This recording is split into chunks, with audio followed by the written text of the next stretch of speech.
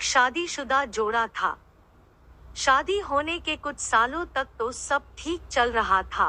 वे बहुत खुश थे, लेकिन जैसे जैसे समय बीतने लगा, इन पति पत्नी के जीवन से खुशियां कम होने लगी और उनकी जगह झगड़े, निराशा और दुख ने ले ली।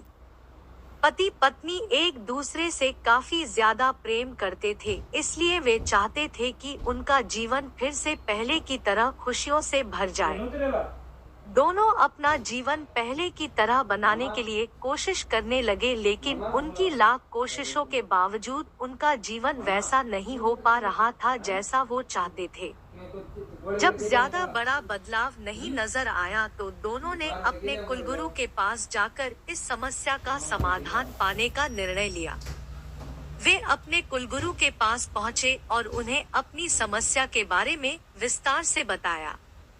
उनकी बात अच्छे से सुनने और समझने के बाद कुलगुरु ने उन्हें एक उपाय बताते हुए कहा कि अगर आप दोनों किसी ऐसे जोड़े को खोज लेते हो जो संपूर्ण रूप से खुश है, तो उसके कपड़े का एक टुकड़ा ले लेना। बस उसी दिन से आपका जीवन बदल जाएगा और आपको वैसा जीवन मिलेगा जैसा आप चाहते हैं। पति पत्नी इस उपाय को सुनकर खुश हो गए।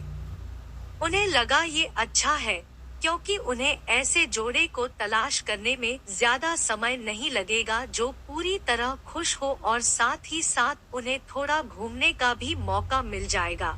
इस जोड़े ने सोचा सबसे ज्यादा सुखी जोड़ा वही हो सकता है जिनके पास धन धान्य की कमी ना हो, इसलिए उन्होंने सबसे पहले अपने राजा और रानी को मिलकर उनसे पूछना बेहतर समझा कि क्या वो संपूर्ण रूप से भी खुश है या नहीं। दोनों ने किसी तरह राजा और रानी को एक बार उनसे मिलने के लिए राजी कर लिया। जब वे दोनों राजा रानी को मिलने गए तो उनका काफी अच्छे से स्वागत किया गया और खाने पीने को भी अच्छे से अच्छा खाना खिलाया गया। वे दोनों राजा रानी के साथ में बैठे थे, तब मौका देखकर उन्होंने राजा रानी से पूछ लिया कि क्या वो अपने जीवन में खुश है। राजा रानी दोनों ने कहा हाँ बिल्कुल, वे दोनों जीवन में खुश है। राजा रानी का जवाब सुनकर जोड़े को खुशी हुई, लेकिन फिर भी उन्होंने आगे बढ़कर पूछा क्या आप दोनों पूरी तरह से खुश हो। यह सवाल सुनकर राजा रानी के चेहरे पर थोड़ी सी उदासी छा गई।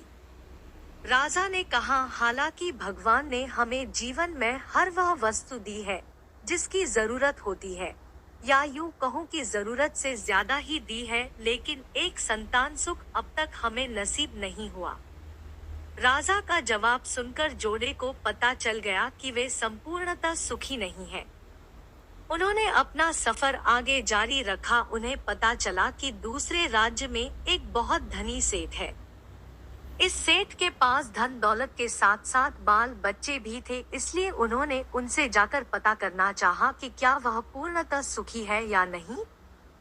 उनके घर पर एक दो दिन रहने के बाद यही सवाल उनसे पूछने पर सेठ और सेठानी का कहना था कि सब कुछ होते हुए भी वह पूर्ण रूप से सुखी नहीं है, क्योंकि उनके 4-5 बच्चों को संभालने में उनका पूरा वक्त चला जाता है और उन्हें अपने जीवन में बाकी सुख भोगने के लिए समय ही नहीं बचता। पति पत्नी का जोड़ा वहां से भी निराश होकर निकला।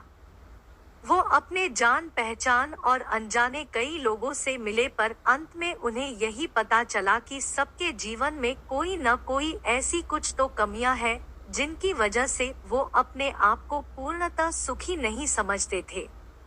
अंत में पति पत्नी एक किसान दंपति से मिले जो दोपहर में खेत में काम करने के बाद खाना खाने के लिए बैठे थे।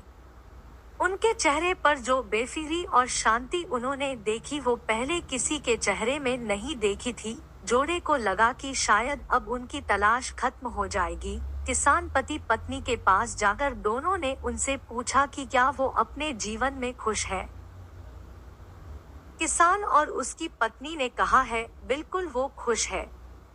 जोड़े ने किसान से अपना अगला सवाल भी किया कि क्या वो जीवन में पूर्णतः खुश है। किसान ने मुस्कुराते हुए कहा बिल्कुल, दुखी होने के लिए उसके पास कोई कारण ही नहीं है। ऐसे ही हर तरह से सुखी दंपति की तलाश कर रहे जोड़े ने जब खुश होकर अपने सफर और कारण के बारे में बताते हुए किसान से उसके कपड़े का एक टुकड़ा मांगा। तब किसान चिंतित होकर बोला कि अगर उसके पास एक से ज्यादा कपड़े होते तो वो जरूर उन्हें अपना कपड़ा फाड़ कर दे देता।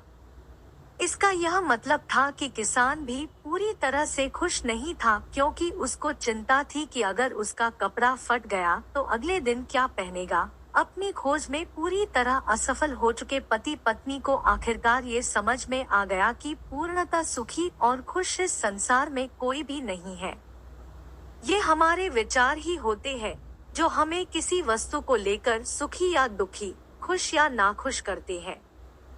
जैसे कि संतान ना होना किसी को दुखी करता है, तो किसी को संतान है और वो शरारत करते हैं, ये विचार दुखी करते हैं।